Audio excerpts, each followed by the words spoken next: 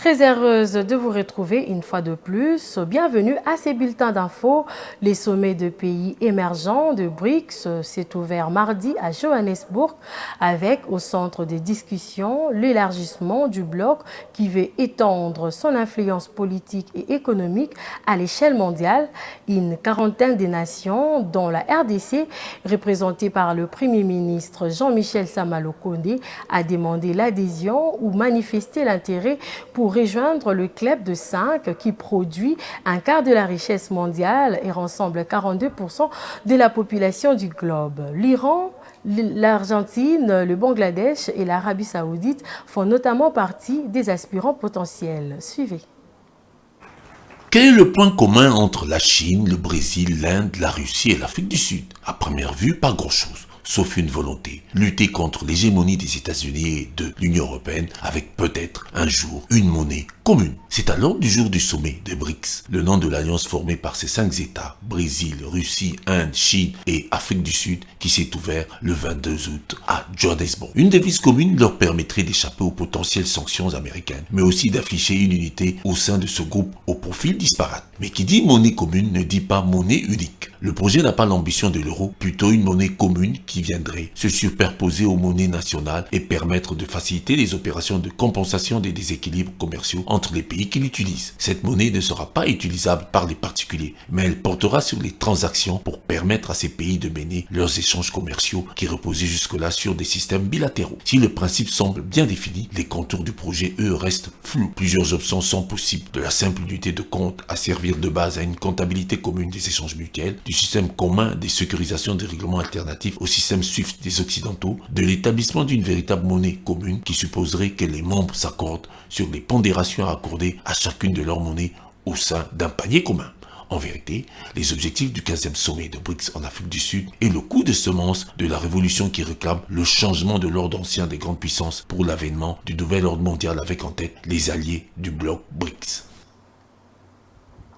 Le grand jury constitué par la procureure du comité, Fanny Willis, a inculpé les 14 août M. Trump et 18 autres personnes pour leur tentative présumée illicite d'obtenir l'inversion du résultat de l'élection de 2020 remportée dans cet État clé par l'actuel président démocrate Joe Biden. Ils sont poursuivis en vertu d'une loi sur la délinquance en bande organisée qui prévoit de peine de 5 à 20 ans de prison. Donald Trump est vidé par 4 inculpations pénales, 2 au niveau fédéral et en Floride et en Washington, une dans l'État de New York et une en Géorgie. Suivez. 2 de 19 coprévenus de l'ex-président américain Donald Trump, accusés d'avoir tenté illicitement d'inverser les résultats de l'élection présidentielle de 2020 en Géorgie, se sont présentés mardi 22 août aux autorités de cet État du sud-est des États-Unis selon l'administration pénitentiaire. Le constitutionnaliste John Eastman et Scott Hall, visés respectivement par 9 et 7 chefs d'accusation, se sont constitués prisonniers mardi 22 août à la prison du comté de Fulton à Atlanta, la capitale de l'État. Tous deux se sont préalablement entendus avec les autorités sur le versement d'une caution. Au total, 10 des 19 prévenus avaient conclu mardi un accord pour le versement d'une caution allant de 10 000 à 200 000 $ pour Donald Trump. S'acquitter d'une caution permet aux accusés de ne pas être placés en détention provisoire à condition de ne violer aucune loi, de s'abstenir de toute menace et de ne pas communiquer entre eux ou avec des témoins, sinon par l'intermédiaire de leurs avocats. Donald Trump et les 18 autres prévenus ont jusqu'à vendredi prochain à midi pour se présenter à la prison du tribunal du comté de Fulton. Donald Trump, grand favori des primaires républicaines pour la présidentielle de 2024, a annoncé lundi 21 août dans la soirée qu'il se présenterait le jeudi 24 août aux autorités du comté de Fulton pour s'attaquer au passage, comme il a l'habitude, de la provocation à ce qu'il estime et dénonce comme une ingérence électorale. Le cauchemar se poursuit pour les Américains qui vivent à Hawaï. Les incendies qui se sont déclarés tout récemment ont causé d'énormes dégâts matériels et de pertes en vie humaine terribles. Le bilan fait état, c'est mercredi, de 1100 personnes toujours portées disparues. 115 personnes mortes dans le feu ont été dévastées. L'île de Hawaï, totalement réduite en cendres, mais les comptes de dommages pourraient être beaucoup plus lourdes. Le FBI tente d'identifier les disparus. Suivez quelques détails.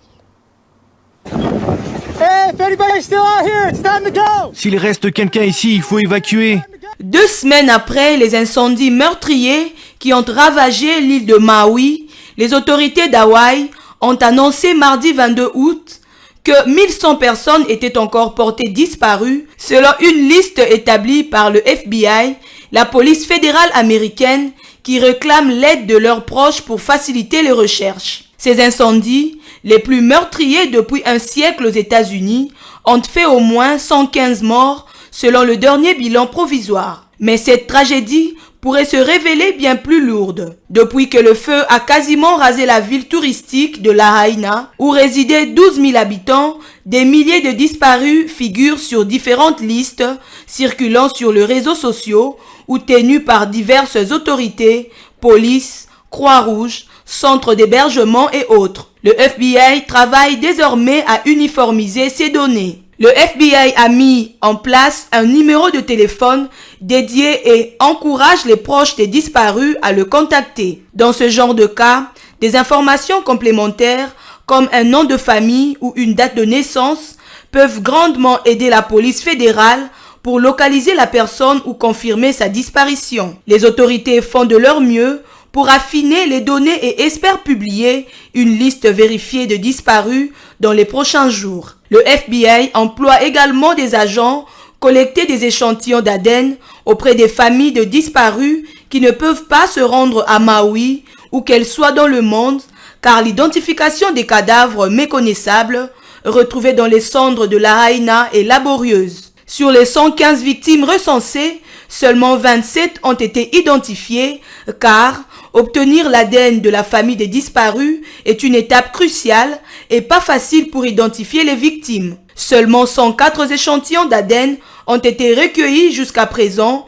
et les autorités souhaitent dissiper toute réticence. Les profils ADN ne sont pas conservés par le FBI.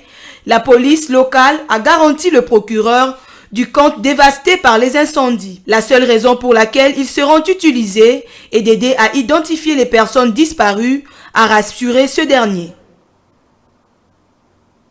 Voilà, c'en est fini pour ces bulletins d'infos. Merci à tous et à tous de l'avoir suivi. Le rendez-vous est à 19h.